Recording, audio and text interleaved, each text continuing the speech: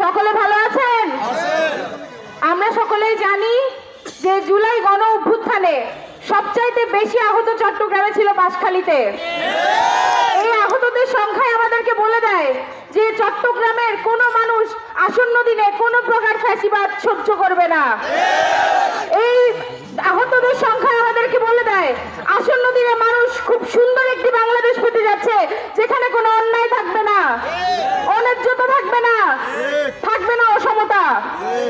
আমরা বাঁশখালীর মানুষের কাছে এটাই প্রত্যাশা করি, ঠিক যেভাবে 24-এর গণ অভ্যুত্থানে দেখিয়ে দিয়েছে যে চট্টগ্রাম থেকে কিভাবে তারা প্রতিরোধ গড়ে তুলতে পারে, পুরো বাংলাদেশকে কিভাবে গিয়ে তারা ফ্যাসিবাদ থেকে রক্ষা করতে পারে। আসন্ন দিনে প্রত্যেকটি ফ্যাসিবাদী এবং অপশক্তি থেকে বাংলাদেশকে আমরা রক্ষা করব ইনশাআল্লাহ। এই বাংলাদেশকে রক্ষার্থে, বাংলাদেশের সুরক্ষার জন্য, সার্বভৌমত্ব রক্ষার জন্য আমরা চাই পুরো বাংলাদেশ, পুরো চট্টগ্রাম, পুরো বাঁশখালী সকলে আমাদের সাথে থাকুক, এনসিপির সাথে থাকুক। আপনারা আসন্ন দিনে আমাদের সাথে থাকছেন?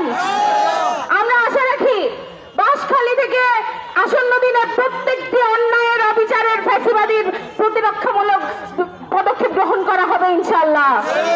আমরা আশা রাখি বাঁশখালীতে আমরা দেখেছি কিভাবে কৃষকদের প্রতি অন্যায্যতা দেখা দিয়েছে। আমরা দেখেছি আমাদের আরশাদ ভাই কিছুক্ষণ আগে বলেছে কিভাবে এনসিপি প্রত্যেককে অন্যায্যতার বিপক্ষে কাজ করে যাচ্ছে। এই অন্যায্যতার বিপক্ষে কাজ করার জন্য আমাদের সকলের ঐক্যবদ্ধ থাকা উচিত।